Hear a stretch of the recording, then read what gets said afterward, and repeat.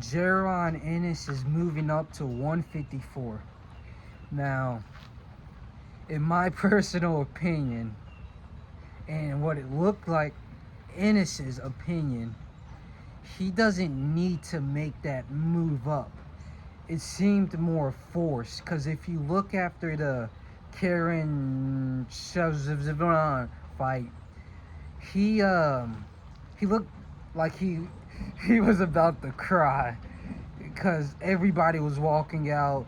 I think the fight went 12 rounds, and he didn't like the fans' reception, and so he said with a cracking voice, I think I have to move up to 140, 155, 154, and my pop will be better.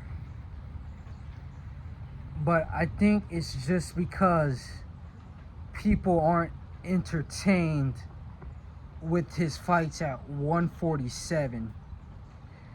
Jaron Ennis changed his style from that Romain Villa fight, if you watch that, where it was more of a slick, don't get hit boxer.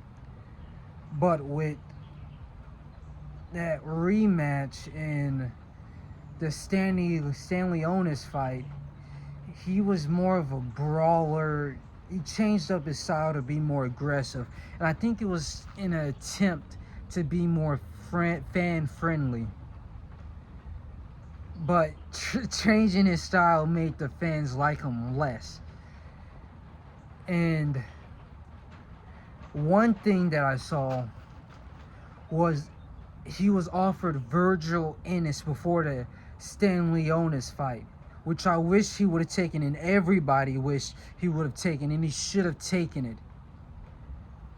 Because, yeah, he wants to be undisputed, but it was just a bigger name. And now it looks like since because he saw the fans' reception with another fight where the fans are walking out, they're not that excited. It looks like he wanted to change. It looks like he just kind of gave up his dream of wanting to be undisputed, because at this point in time we're getting all these exciting fights. We're getting, Usyk and Fury. We're getting Bitabayev and Bivol. That fight's been trying to be made for years. We're getting Canelo Crawford. We're getting all these exciting fights, and Virgil Ortiz should have been one of them. But now it looks like it's going to be made a thing out of fans' dislike for not only his new styles but his opponents, where we're getting big names against big names. Even with like Gervonta Tank Davis, he's being pushed out of the picture because he's fighting fucking roaches.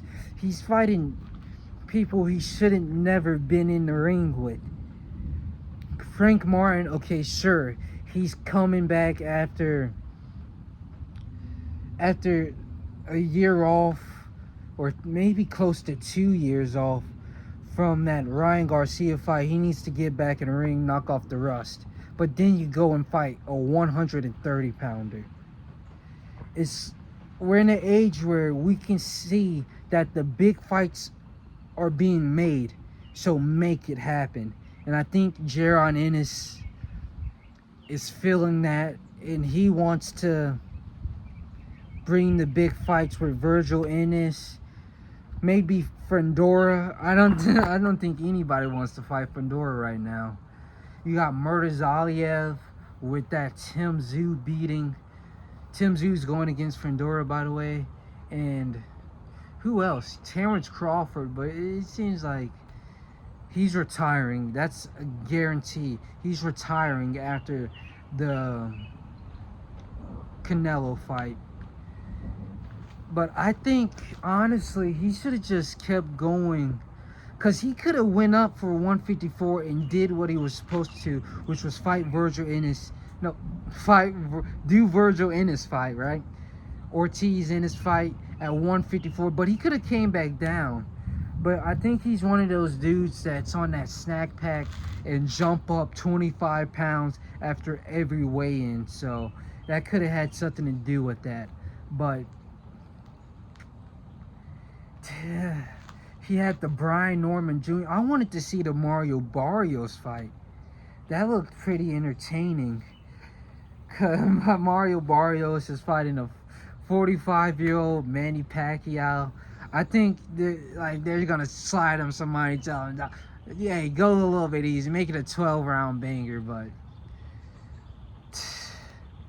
there's still some fights at 147. Those two, Brian Norman Jr., they had a debacle which forced the Karen fight to happen because Jaron didn't want to pay the step aside money. Or no, he did want to pay the step aside money, but the problem was it would have been out of Brian Norman Jr.'s check instead of out of Jaron Ennis's. So that fight never happened. But 154. Besides Ortiz, what other fight is there? It's kind of the same situation with 147, where you have that one big fight, Brian Norman Jr., and then after that it's kind of just take the belts, that's all. You have that one big fight, Virgil Ortiz, and after that, I mean, Fendora versus Ennis. That, I think Ennis can take him, because with Tim Tszyu, he was getting off on him, but the elbow and then the height, it just got to him. But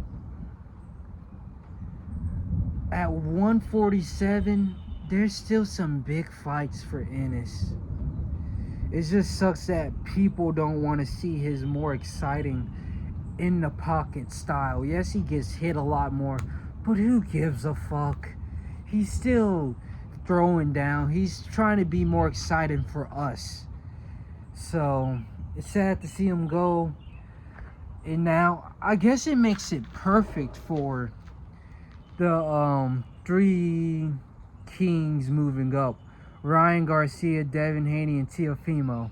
Because now they can fight for titles, because they're not beating anybody at 147, especially Devin Haney. Shell-shocked Devin Haney. Left hand Garcia. But Teofimo, I think he's just too small. But we'll see what happens with the 147 division, with the 154 Ennis. It's going to be exciting. We know Ennis is an exciting fighter. He's a talented fighter. We'll see what happens. But yeah.